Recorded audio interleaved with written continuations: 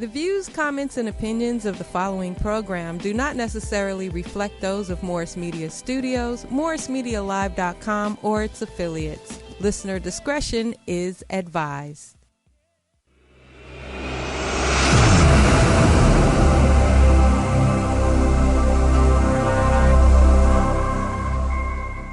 LA, straight up. Let's go out to LA. The new anthem. California Love Part 2. To live and die in LA. West side, west side, west side.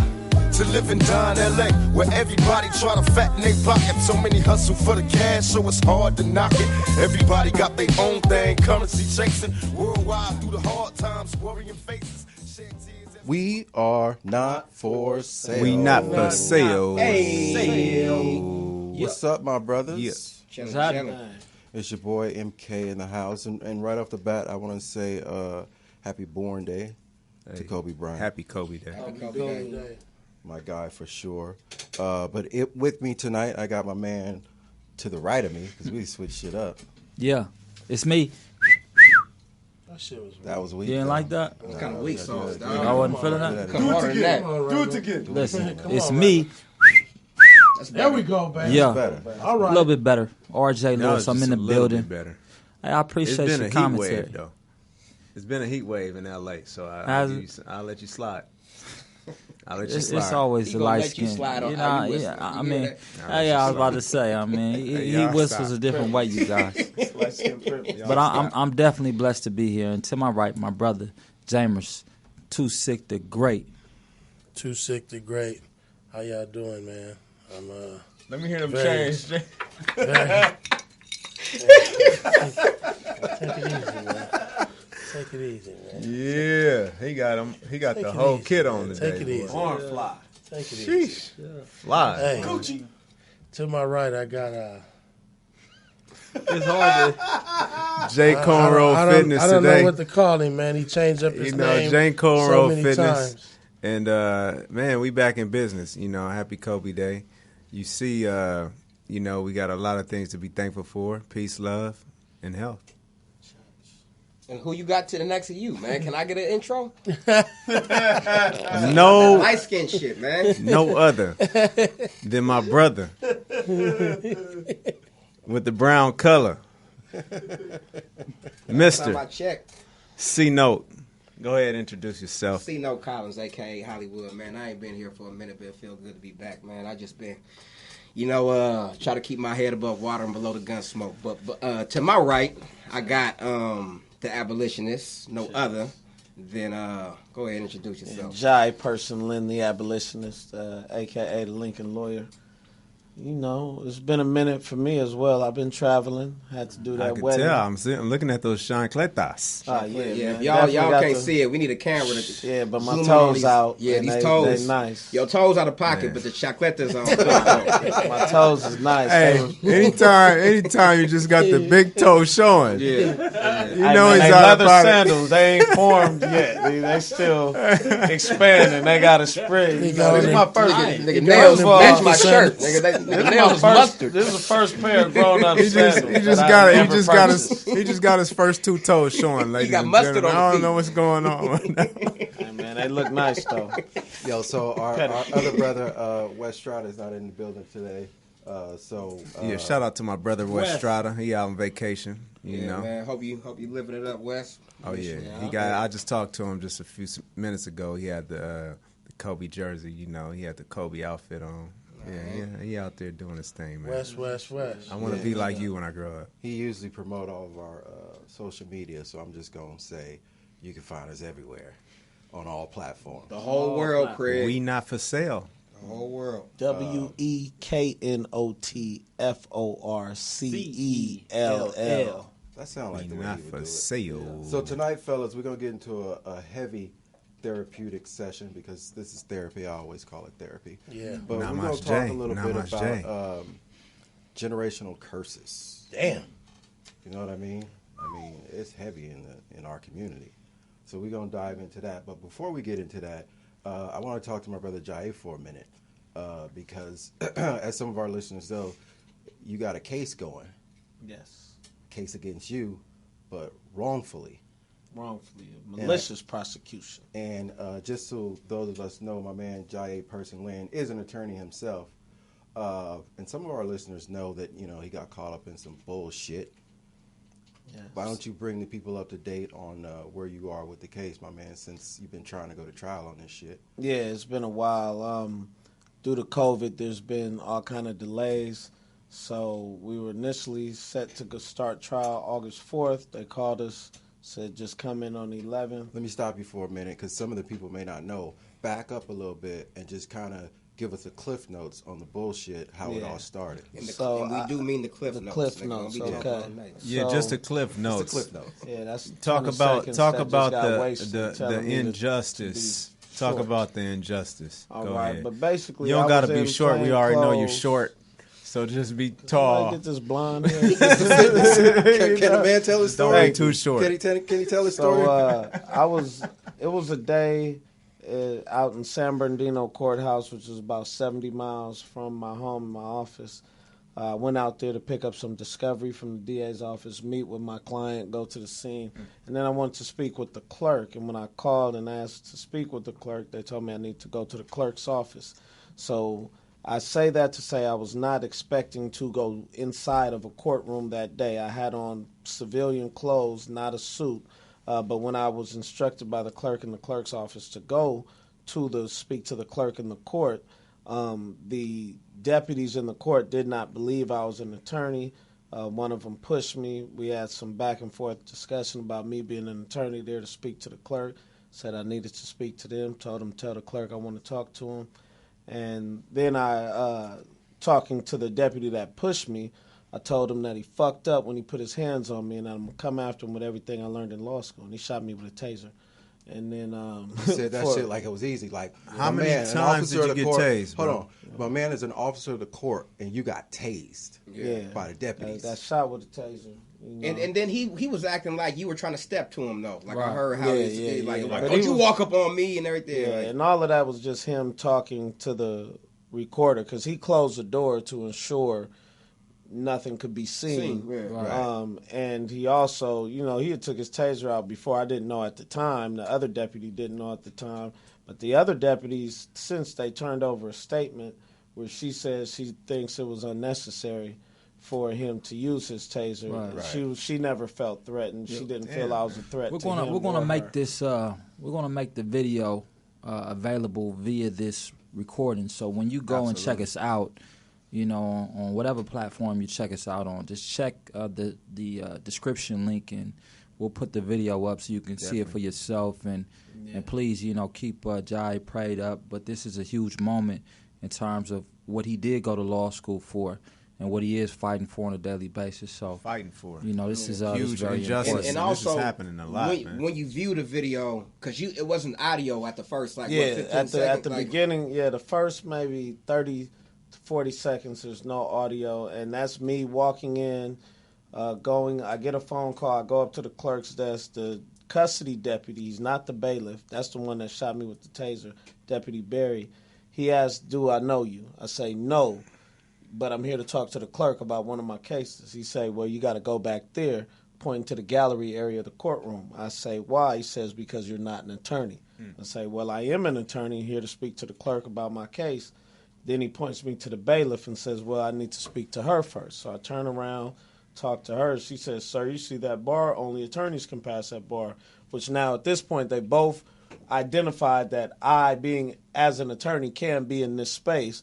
They both testified they did not believe I was an attorney. Right. And before I could even pull out my bar card, that's when Deputy Barry pushed me. And then after he pushed me is when you hear the recording come on where she's saying, I need to go to the clerk's office. I respond, I've already went to the clerk's office. They told me to come here. And we had a conversation that ends with me being tased, tackled, arrested, and then charged with a crime, PC 148A1, which is resisting, delaying, or obstructing an officer in the performance of their duty. The only resisting you could do is resisting arrest. I wasn't ever resisting an arrest. He testified to that. The delay from the time I walked in to the time I was arrested was 2.5 minutes. And obstructing, there was nothing for me to obstruct. Court was not in session. And this dude's a custody deputy. and the charge is against him, saying I resisted, delayed, or obstructed him. So him being a custody deputy, his job is to take people from lockup to court, or if somebody gets remanded, put them in handcuffs, take them back to lockup. That's his job. The bailiff is who's responsible for what goes on in the courtroom. Right. So it's not against her, it's against him, who is no way I could have resisted, delayed, or obstructed him. So you've had a couple of court dates postponed. Where are we at right now? Yeah, so we went the 4th. They told us to come on the 11th. Well, we went on the 11th. They sent us out to one judge. Judge starts off, it's like, she says, well, due to COVID, there's not enough room for you to have 2 attorneys during jury selection. So she's trying to tell me one of my attorneys can't be in there during jury selection, which is like one of the most important parts of the case. And I can't use his knowledge and what he's in that extra set of eyes and evaluation on these jurors is what she first tries to tell me. So we end up getting out of there, and we go back. They tell us to come back the next day. We do, and then they tell us to come back the Monday. So that was a Tuesday. We came back Wednesday. They told us to come back that Monday. They told, which was the 10th. And then on the 10th, they told us to come back on the 17th. And then on the 17th, they told us to come back on the 26th, claiming that there's no courtrooms available for us to use. Well, we hope that shit turn out for you pretty good, my brother. Yeah, well, I think either way. Absolutely. I mean, it's either I get convicted and it highlights just how unjust the system is, or they do the right thing and drop the case. But it's definitely at this point a malicious prosecution. The DA understands there's a case, People v. Kyorga, that says an officer cannot arrest someone for 148 because they don't like the words that are being said against them. So what are you actually facing? Like if you 6 months incarceration. Okay. Yeah. And have there been any offers from the DA about this case? No. Is that unusual? Don't they usually kind of come out? I mean, they try and do something, but they, I don't know what they would offer. It was a buddy of mine was like standing in on a couple days, Kapesh, and he actually asked, like, I wasn't going to do it, but he was like, hey, man, what if he just does some community service just to kind of see where they were? And even the DA, Jana Burrell, was against that. So I don't know what her theory of the case is. My attorneys are not aware. They haven't said what exactly I did. In the hearing that we did have, where I asked the judge on its own merit to dismiss the case, when the DA had her time to speak, she just recited the statute, saying, I resisted, I delayed, I obstructed these officers, but didn't say what conduct actually comported to resisting, delaying, or obstructing. So I don't know what their theory is. I don't know why they think they can get a conviction, but and they're not supposed to prosecute. They have a duty not to prosecute a case that they don't believe they can get a conviction on. So I guess in theory right now they think they can get a conviction, but they haven't presented what conduct I did that actually stepped outside the law, that resisted, delayed, or obstructed Deputy Berry. Yeah, we'll put this up on our Instagram feed so you guys can see the actual video of what we're talking about and listen to the audio. It's crazy when you hear what's going on. But I tell you, you came at him like, I'll come at you with everything I learned in law school. I swear. Yeah. He couldn't deal with the fact. He couldn't deal with that I was talking to, and I was using those words because he had said I wasn't an attorney. So it's like, now I'm going to show you that I am. Yeah, but saying you're going to come after him with everything I learned in law school, like there's no AR classes, no rifle classes, no MMA classes in law school. It's like the reasonable interpretation is, he came at your ass with that taser, huh? Yeah, he shot from the hip, too. I do want to ask, how does it feel to be tased, and how many times were you tased? Man, I was blessed. The shirt I had on was from Wakanda. It had vibranium in it, so it protected. It was from the Gambia, though. Handmade with that good West African cotton. So one of the darts went through my shirt. The other one, I had when you'll hear me saying a case number, I had my phone in my hand. I wasn't just saying it off of memory. So one of the darts hit my phone. They both got to go in you for you to feel it. I didn't realize it was a taser. I just heard it. She looked up at me. The other deputy, Sutton, looked up at me. We both looked surprised. Then he rushed me. When he rushed me, that's when I felt And the I don't want shot. you to over-explain because I know it's probably a civil case going on too. But I just think everybody should just understand that these are the types of things that happen, especially young attorneys, especially young black attorneys in our country. And I think everybody should understand that. And the psychological aspect. It's not so much the physical. It's like to know that could happen to me and I'm not protected. Like, you know, if any one of us was in an argument with our significant other and shot her with a taser, like, we get felony domestic violence charges. Right. Even if we pushed her the way he pushed me in the conversation, we'd at least get a misdemeanor domestic violence charge. So to know that can happen to me and I'm not protected by the law at all, it was just, you know, real eye-opening. It's one thing to know it. It's another thing to realize it. Right. And it's real in my eyes now that the whole entire county supported this dude's illegal actions and is now trying to convict me and, you know, potentially take my livelihood. Right. Wow. We're gonna keep it moving because that was the Cliff Notes. I don't know about that, but we're gonna keep it moving. Try, yeah. The short, tall version, ladies and gentlemen. So just real quick before we start talking about generational curses, Ray brought up something. You know, we touched on this show about my brother Nick Cannon, and now it seems that he had Rabbi Abraham Cooper, I think, on his podcast. So he's been engaging some with the Jewish community. And I don't know, is this Nick's comeback tour? Has he started the process? Because now I understand Viacom is opening up to the possibility of him coming back and doing some work. But I know when we talked about this heavily on this show, some people believed in Nick's apology and said that was something that he had to do. But his apology seems like is leading to him ultimately getting his job back, or the conversation of him getting his job back. But I think more than just his apology, the idea that he's following up on the apology with actually meeting with rabbis and Jewish leaders. How you feel about that, Raymond? Man, I feel like anybody who says something out of pocket or says something that they don't believe should have an opportunity to clear themselves up or have an opportunity to at least explain themselves from a broader perspective of intellect, meaning as though you get new information and it alters your original statement. Now, in this case, like I said, I don't believe that he apologized for holistically what he said. I believe he apologized for the effect of what he said, and I believe that he also was very clear in terms of his lack of information, his lack of knowledge. You know, I'm a firm believer that it's very hard to be in entertainment and be an abolitionist, or be a type of social activist that allows entertainment to accept anything you say from their perspective, meaning as though you're on their network and you represent their best interest. And especially when you're talking about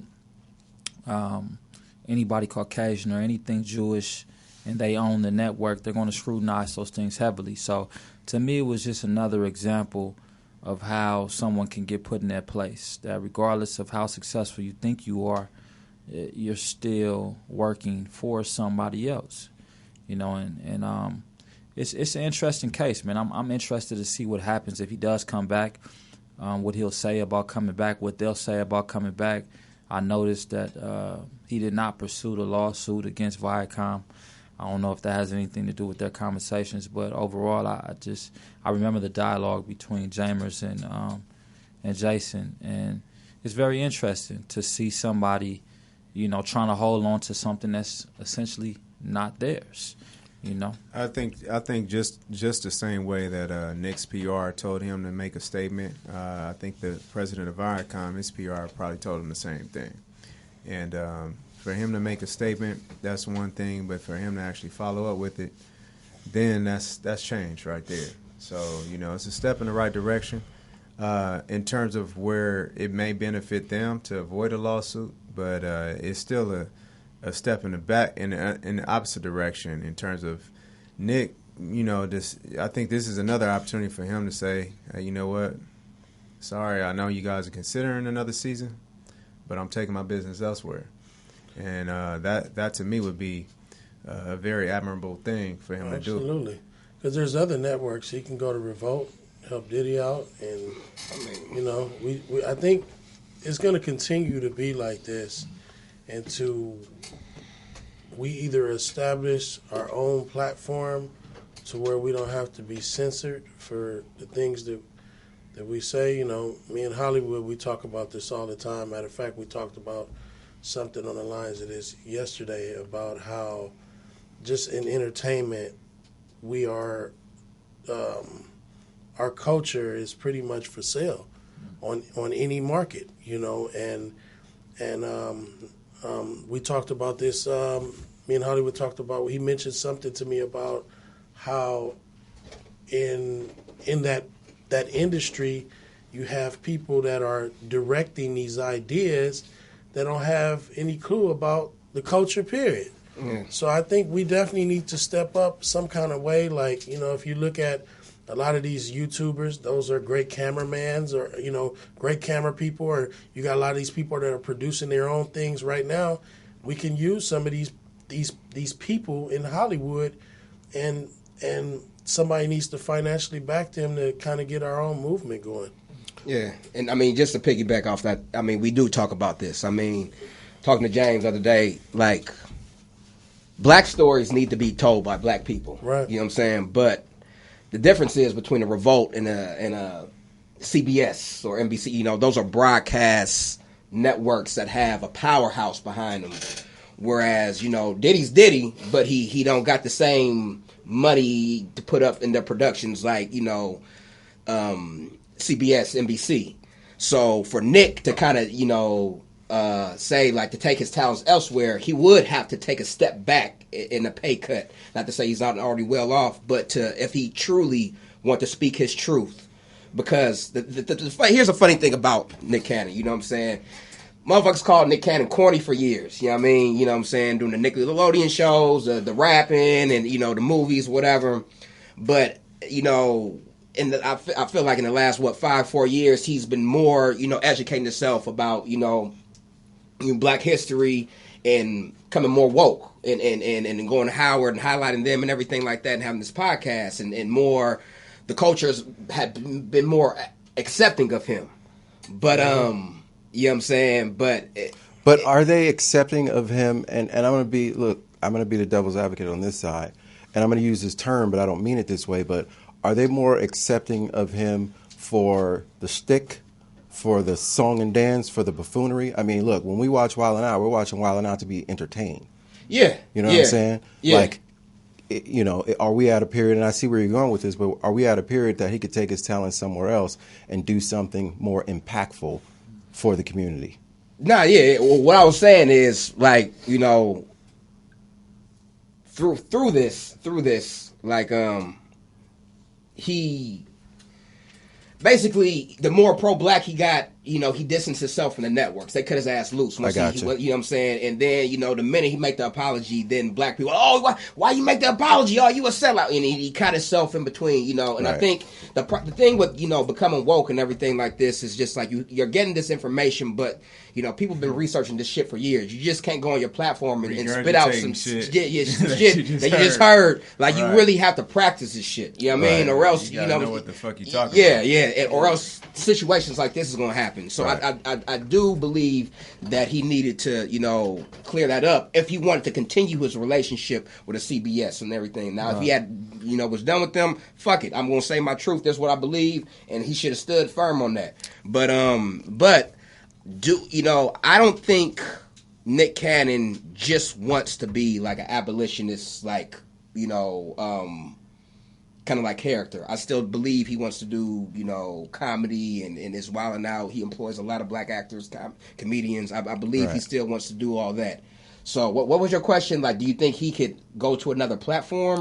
Yeah, I mean, should he, at this point in his career, with all the notoriety that he's had, should he go ahead and make that move to another platform and not be concerned with, you know, it's one thing to, you know, I'm obviously counting another man's money, but Yeah. not be concerned with having that wilding out on that platform. Yeah. Go to Diddy and do more impactful, creative Yeah, stories. like I said, if he's, I think, like I said, I'm not counting his pockets either, Right. but I do believe he's well off enough to make that decision to be like, you know what, I'm gonna go with my race in this, and then I'm gonna support the Black Network, and like I said, it will be a drastic pay cut, but to push the culture a little further, it might be worth it. I think it also highlights the fact that us as young black men have a responsibility to be ourselves at all times, and that comes with a consequence. Yeah. And the consequence may cost you financially. It may cost you, certain types of relationships, whether they be business relationships, but it also may cost you time. And one thing is for sure, cost you your life. It may cost you your life.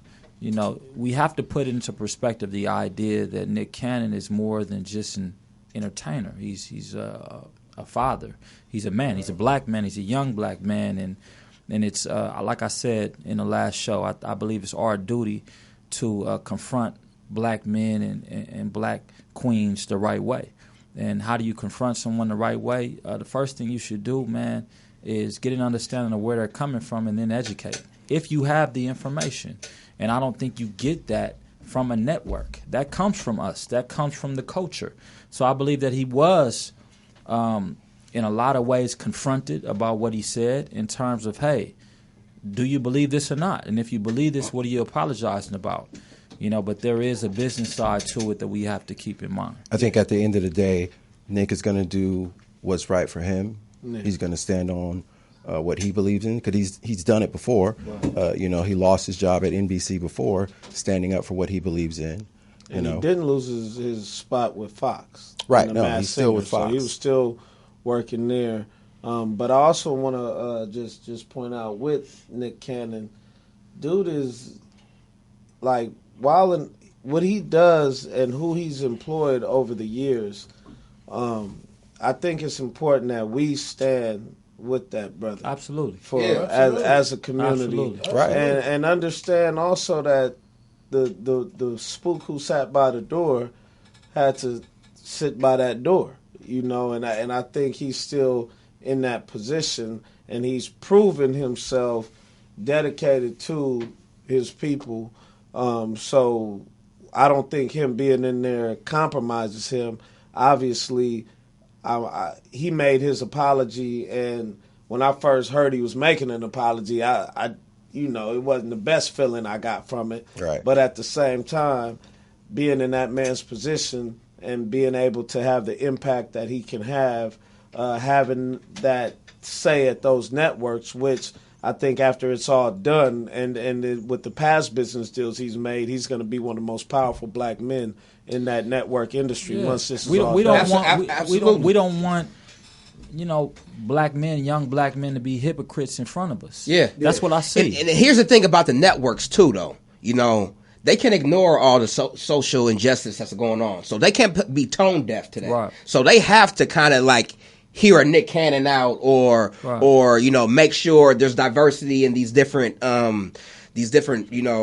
industries or on camera. It's too much money involved. Because they know that eventually they will be sought out and aired out. Like yo, what like y'all still in the culture, but where y'all are y'all employing us or y'all? Right. You know what I'm saying? Like you can't be tone deaf to it. And we can't be tone deaf to the idea that what we have generates wealth. Yeah. Oh, absolutely. What we have as a culture and as a people is what generates wealth. Yeah. Like how much spending power do we have, Jai? That's about 1.3 trillion annually. Yeah. But others are capitalizing off our black girl, our black boy magic. You know what I'm saying? This is it's sick. It's very much so sick. But it also brings us in. It kind of throws us into our topic of what a generational curse is. Exactly, because if we got $1 trillion spending power, but we make 2% of that is spent with black business. Yeah, but okay, 2%. How much are we spending money we don't have? Because obviously we ain't worth $1 trillion as a people. Absolutely, no, we worth. That's our spending power. What our average worth income is. of the people that that live in the hood, that actually live in what we consider the ghetto, they're not making that much money. So are they spending money they don't have? You got to understand, brother. It's about 50 million of us. So Listen, to have $1 trillion. Are we spending money we don't have? Yes. Well, of course we are. So what the fuck does that mean? I mean, well, I think a lot of us like. Shit. I think it's How does easier that to even- look like we why- have why money even- than actually have money. But why even celebrate that? Because that's where the generation. That don't mean shit. All we doing is spending money we don't have, so that now they can make more money off of. So it. let me stop for 1 second before we go too far. Let's get into the generational curses, but let's define what we're talking about when we talk about generational curses.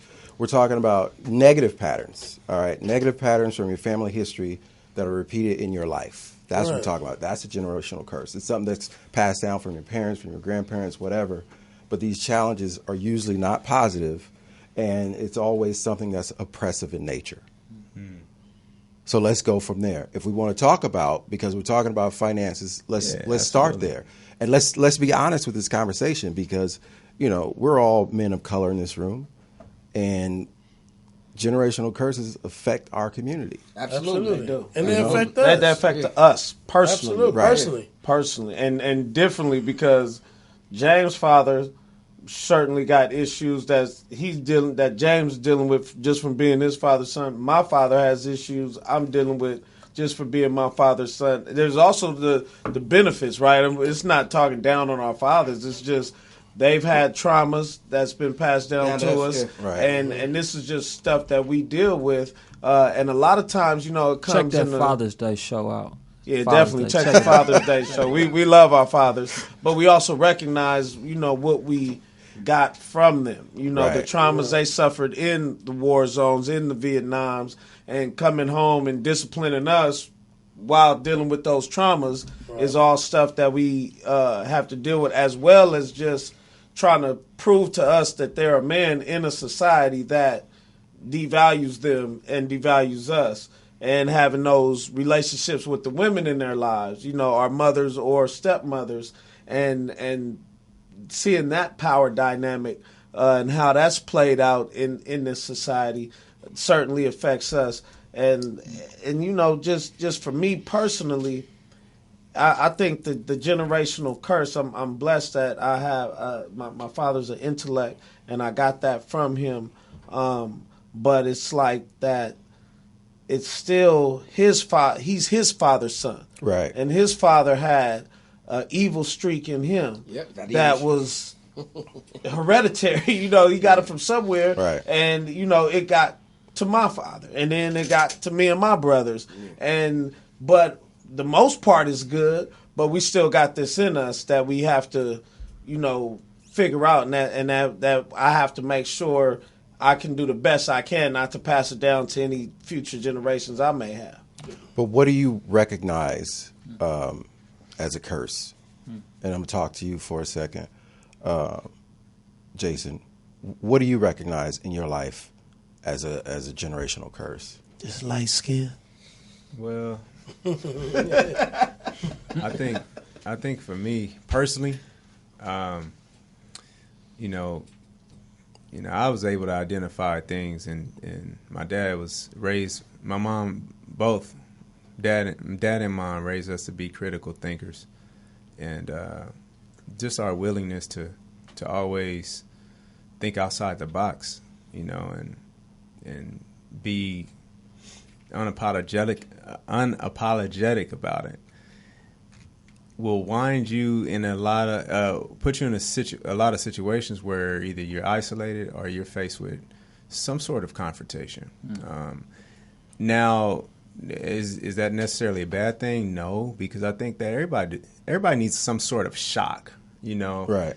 And you know, people know, like, if you talk to my dad, talk to my mom, if you talk to them long enough, they're gonna make you start thinking about who you are, you know, and what you bring to the table, and really just kind of empowering you to kind of use your own thoughts. Right. They basically are going to check you where you are, right, before you come at them complaining about life and the world and well, life is so hard and things are so bad and I'm such a victim. They're going to check you right there because I feel like that's kind of like that's the reason the things kind of continue, is if you always think that something that is happening to you and it's never your fault. You know what I'm saying? Mm-hmm. So I think that, that may be something that is a curse. It's also a gift. You know what I'm saying? But, outside of, me being easy on the eyes, I will say that, just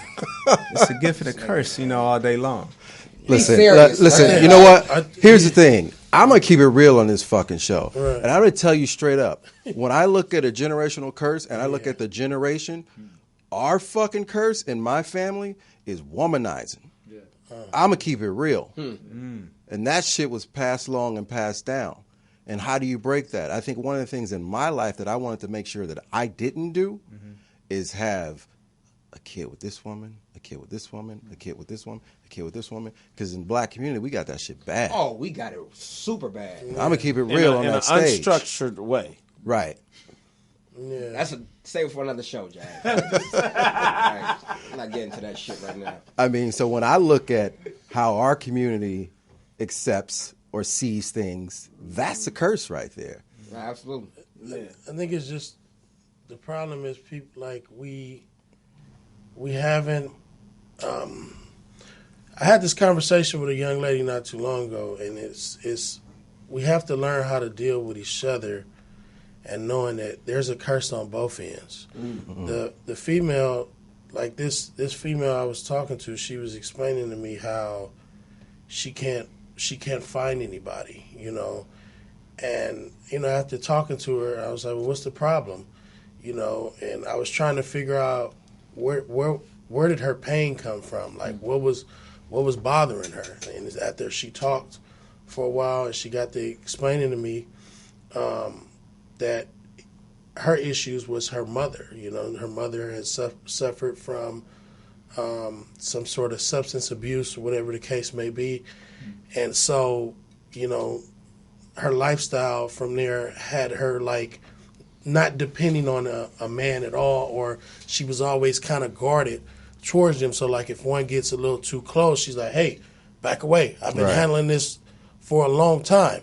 The problem with that is when you get a certain type of man, when she gets a certain type of man, that let's say one come in and he doesn't have these issues, or he may have grew up in a home with his mother and his father, he's not equipped on dealing with a young lady like that. Mm-hmm. You see what I'm saying? Because he doesn't understand her struggle and what it is that she's going through and why she's flashing. He's seen his parents, hold hands, kiss, and read books together. Mm-hmm. So their struggles are totally different. Right. So a lot of people, but one thing about us as humans is like when we meet someone, we never completely who we are in the beginning anyway. We throw our good representative out there, to win the young lady over, and then maybe later on you meet the real dirty laundry. You meet the real who I am.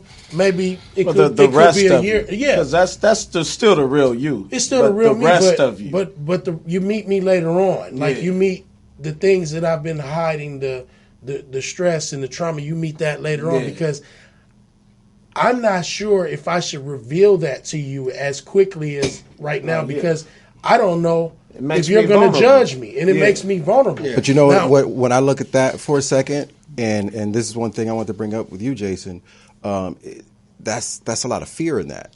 Absolutely. And can we say that fear is part of a generational curse? Absolutely. I feel like fear is a negative emotion. If you want to control someone, you basically instill them with fear, right? And so if you have that negative emotion, I think time is not going to work in your favor at all. I think time works in the favor of one who thinks positive. And so think about it like this: if you have a specific generational curse, until you identify that, then it's actually still a curse, right? So in fitness, we would say, let's identify our strengths and weaknesses, our balances and imbalances. And if you don't identify those things, then how can you actually train? How can you get stronger? How can you work on it? Right. So if someone is coming to the table to a relationship or to some sort of companionship and they themselves haven't identified it, then there's no actual, I would say, strong pursuit in them wanting to change it.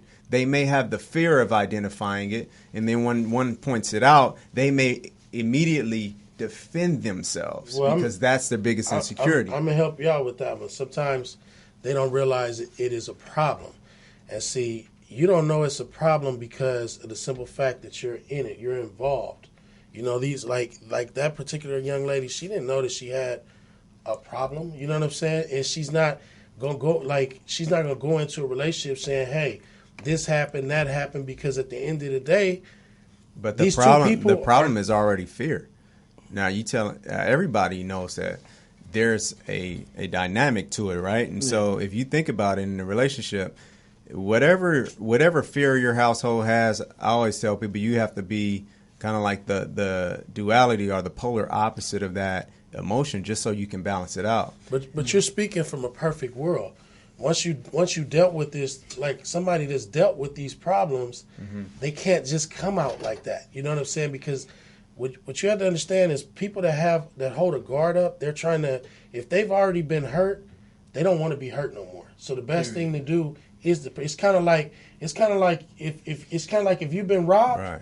You're not gonna not have a gun in your house because your fear is being robbed again. And I always relate it back to fitness. Now, this is why I think everybody should work out, because literally you're putting yourself in the most uncomfortable situation that everybody fears, right? And people are like, well, how do you stay in shape and all of that? Because shit, I'm practicing the most uncomfortable, painful experience on a daily basis to where I built that muscle to actually be able to identify the times in my life where I may have to actually repeat that same emotion or repeat that same breakthrough, right? And I think that a lot of people might have a low ability to identify things because of the fact that they don't practice it enough. You know, they're not put in situations where they're confronted with it. I think we all grew up, one second, we all grew up with like bullies, right? Mm-hmm. But like many people now, they would call them bullies, but when we grew up, they was just like your friends that bagged on you, right? And the person who had probably the lowest self-esteem or the lowest confidence, they got called out for it or they got teased for it. But all it was just an uncomfortable situation that had needed to happen, because if you didn't deal with it in your immediate circle, you was going to deal with it in the outside world. And until you actually identified that one thing that may have been an insecurity, you were able to break through it. It was going to continue to happen. I think that never changes throughout life. And when I think of fear in the relation to generational curses for myself and for, black people, black men in general, fear itself is an emotion. We can't really control that. Having fear is not really a bad thing, because you can't be courageous without having some fear, because being courageous is having that fear and overcoming that fear and acting courageously to overcome that fear. But I think fear has paralyzed us in a lot of ways, and the reason is because we've seen what happened to that top black man in this country. Hey, Jai, stop there. I want to go back to when you say fear has paralyzed us. Where do you feel like that paralysis, at what point in your life do you feel like that takes place? Is it handed down from your mom and dad? Is it something that I think it's when you get to a certain point in your manhood that you're ascending, then something happens to remind you's a nigga. And then it's very difficult to break through and keep going when you've seen all these other examples. It's like they grew up telling you how great Malcolm X and Martin Luther King was. Then you turn 37 and you like, damn, them niggas was killed at 39. You saw how great, for our generation, how great Pac and Big was. They dead. Nipsey dead. We go back to the Panthers. All these people dead in prison. Like, it paralyzes us because we don't, like what Lil Baby talked about in his song, it's the Bigger Than Black and White. That one, he's like, I know that I'm gifted, but I won't go too far because I'm afraid they're going to get me. Like this young man, like in young 20s, already thinking that, he's spitting this a real song. He's spitting his real truth. And that's where I think it paralyzes us. And and then we see what happened with a Nick Cannon, with a Deshaun Jackson. It's like, man, let's not even try. Let's not even go there. How do you got to start to break those? So in our community, I think another generational curse is education. Mm-hmm. But when I look around this table, y'all broke that shit for your generation, so to speak. Or at what point did the men before you not make you fearful to be an educated person? You see what I'm saying? Yeah, how do we break this cycle? To me, first we have to go back to the origin of the idea of what a generational curse is. Here we go. That ready. takes me to the Word of God. There we go. That takes me to just move that mic over a little bit closer to Jason, and we're gonna step out of the way for God, Hampton. It takes me to the Word of God, because at the end of the day, we hear a lot of people talk about how these curses get generated and why they're sustainable, but if you read your word and you live in your word, you have an obligation to know that these curses only exist because of the consequences of people before you, but you do have a choice. You do have a choice, people, to live by those consequences or go a different route, which in turn goes back to what Jason said, will cause you hardships. Going to college or becoming educated or becoming an intellect is not easy. Training your mind, training your body, training your spirit is not an easy thing to do. It takes transformation, which in itself is a type of trauma. All right, it takes hardship. It's something you have to actually focus on and overcome. And I believe that my faith is what gives me the transportation to get to that next level. It's only through my faith that I have the opportunity to act, which is why you have to be willing to die in order to live, because we're not living for this world. And if you put everything into this world to be successful into this world, you've already failed. Me, myself, I do not consider myself to be a slave to any generational curse, though I do recognize them. I do recognize the womanizer aspect of things that are passed down from my father and beyond. I do recognize the hustle of the gambling aspect or the monetary value of things being so important that was passed down from my mom. I recognize those things, so I have an obligation to attack those things, but those things don't own me, and those things don't own my son. These are all choices I have to make, but I do keep these choices in mind with the idea of not trying to conquer this world. All right, I am a citizen of heaven. I believe that when this world passes away, we will be somewhere else that has an incredible difference of opinion in terms of what we're seeing in this earth. You have to keep your eyes on God in order to have that understanding. If you don't, of course you're going to feel like a failure. Cue the organ music. And I just want to say, when Ray was speaking, it made me think like part of our generational curse is being that no blessing is arbitrary, right? Every blessing can be a gift or a curse and or a curse.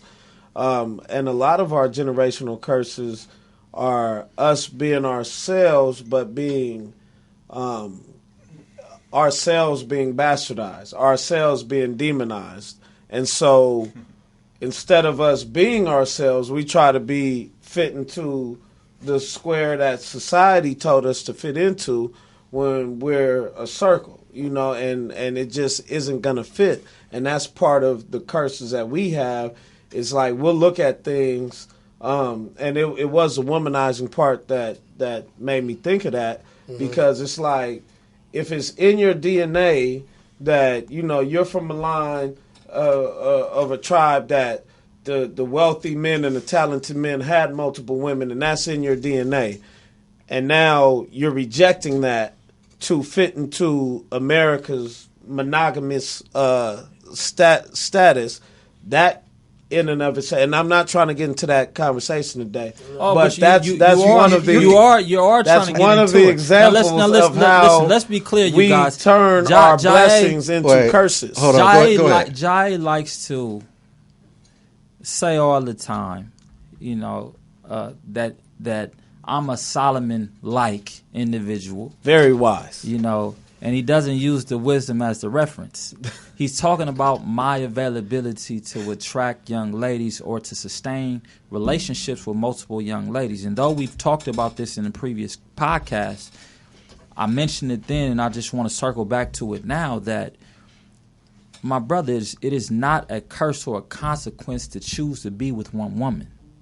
It's never a curse or a consequence. It's a curse for her if it's not your truth, but you trying it now. She believing it now. She end up hurting because what you have to understand is that when you're walking by faith, you're not trying anything. It's God's strength that's sustaining you.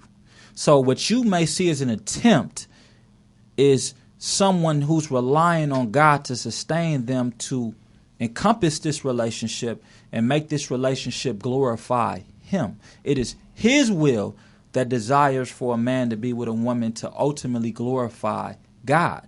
So it may not be your strength. It may not be your skill set to be faithful to a woman. It may not be a skill set to You can be faithful without being monogamous. If that's your definition. I don't see the separation of monogamy. The reason why you guys find conflict is because you guys are discussing doctrine that neither of you guys came up with or created. And to me, that's the biggest form of fear. And the reason I think that let me finish because I want to hear this. Go ahead. If you guys are discussing doctrine that you guys are not the author of, unfortunately, you guys will never have the best answer for. You mean it wasn't even our ancestors that authored it? No. All right. Absolutely not, Jason. So therefore, whether it was your ancestors or youth, what I'm saying is that if you don't have the right principles in order. Now, how do I align my principles? How do I identify what those principles are? Well, they're typically handed to you from your mom and dad. So unfortunately, sometimes we got to look back and say, well, if you guys handed us a doctrine that y'all didn't create, y'all mom and dads didn't create, your father's father was enslaved by, then ultimately it's going to put us in slavery too. Jason, what you're saying is misleading. And I'm going to tell you why. It's because you think that the information that you just generated out of thin air is a doctrine. You think that you created principles that are sustaining your beautiful marriage. It's not. I'm going to tell you the honest truth. You're operating as a fake-ass man. I'm going to tell you and you need to cut it out. I'm going to tell you the biggest... But hold on, let me Ray finish. J hour. Let me biggest finish. gibberish Let me finish. you guys have heard. Let me finish. Ray talking the last 30 Let me finish. seconds. I'm going to bring Hollywood into this because it's very important. All right? Before Hollywood got married, he came to me, and I was married, and he asked me about marriage. This is very important. He asked me about marriage. At the time, I was married. He asked me my opinion, my thoughts on how to sustain a marriage. I gave him not advice. I consulted with him on my thoughts and my process, and I think it's very important. I'm going to let him share it for himself because it was very important to be honest with him about that time in my life and about the idea of marriage and what I believe it takes to have a sustainable marriage. So I want to pass the mic to Hollywood just to ask him not only just what I said, but his thoughts on how this ties into generational curses. Well, he ain't listening because he's still married. Shut up. What's wrong with you, man? Hey, man, I'm thinking we're going to talk about alcoholism or bad credit or something. Y'all talking about marriage? Marriage? Who do you think? Like, anyway. Nah, I did come. I mean, basically, I had witnessed a marriage firsthand in my household because my parents are still together, and that's what sparked the idea of wanting a companion. But, however, I did want to listen to my brother Ray to what he, had to say, because me and bro, we used to be in the streets, in the thick of it. A lot of young ladies, and we were attracted to that lifestyle.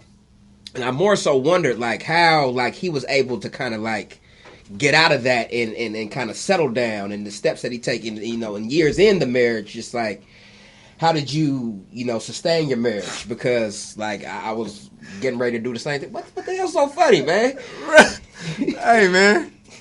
What are you talking about? I'm talking about before I got married, I asked him what did he do to sustain his marriage. Because what happened? Do you know who you talking to? See, what happens is... Okay, don't scratch all that. Hindsight is 2020, Jason. In the moment, he was married. See, Jason, listen. He was the first one out of the group to get married. I was the first one. He was the first one. So that's why I know, but let's just be frank. Ray never settled down. Okay, I think he was being Ray. And no. I think you're taking some credit from his brother. I think you're nah. So, all right, hold on. I think you're discrediting this brother. Hold on a second. You met us pops on the Father's Day episode, ladies. Oh my God! So look, we are talking about generational curses. Let Hollywood get back. Yeah. What is wrong? I don't know what's wrong with this thing. Anyway, but yeah, at the time, I wanted to seek info from him, advice from him on how he would deal with the temptations of other women and everything like that, and he gave me some solid advice. Because what you saw at the time from him was what you saw. It's not maybe everything. It wasn't. I saw his dedication, right? Okay. To get married to his wife, and the oath that he took under God, and how serious he was. Even when I was telling him, bro, I don't know if you're really ready, bro. He insisted. He was ready and to take that step, and I was just like, whoa, okay, that's commendable, because at this time I'm not there. So let me get some insight from Big Bruh. Anyway, no matter what has taken place now, I appreciated the advice that you gave me. And what was the advice?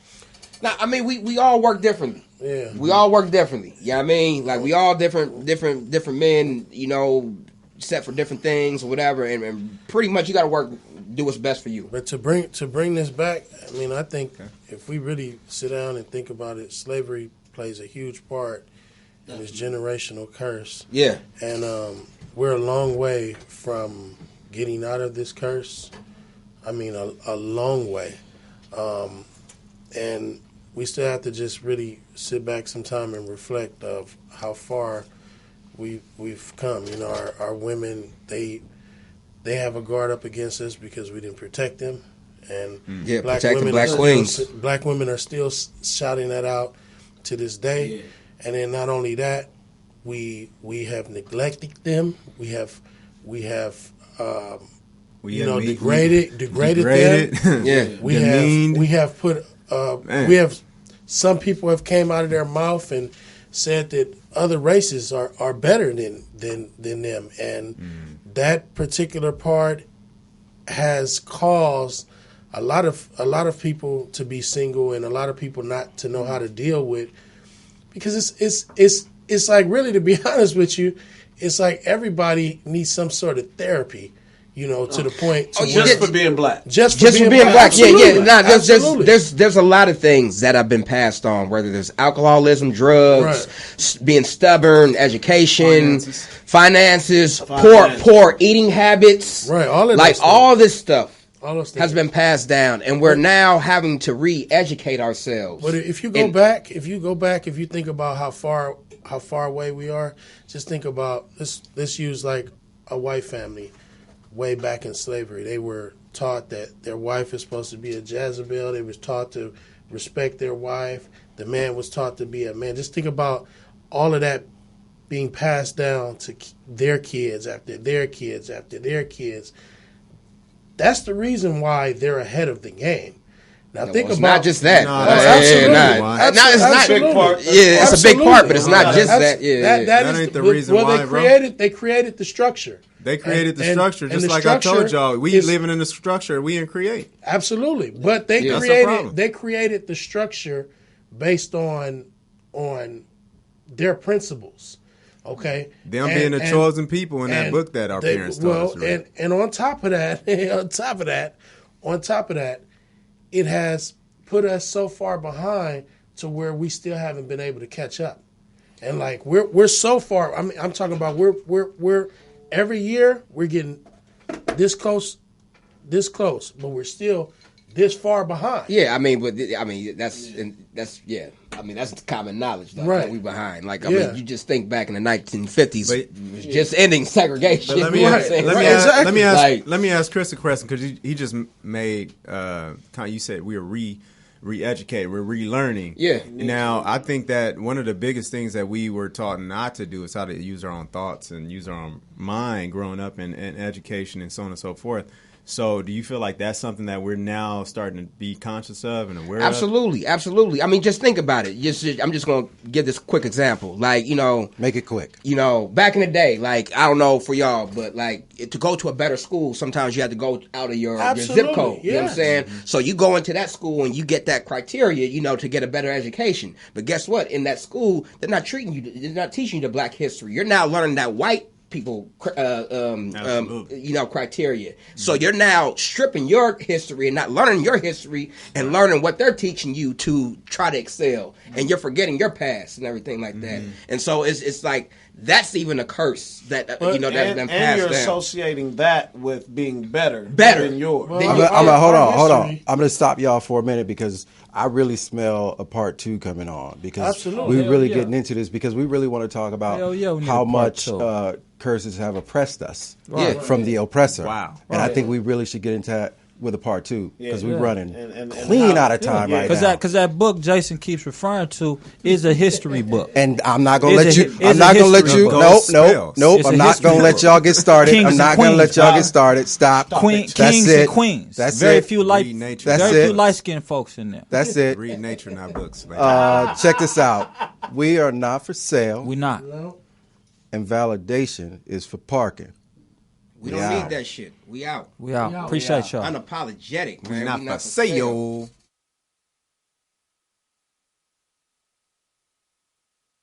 LA, straight up. Just go out to LA. The new anthem. California Love Part 2. To live in LA. West side, west side, west side. To live and die in LA, where everybody try to fatten their pocket. So many hustle for the cash, so it's hard to knock it.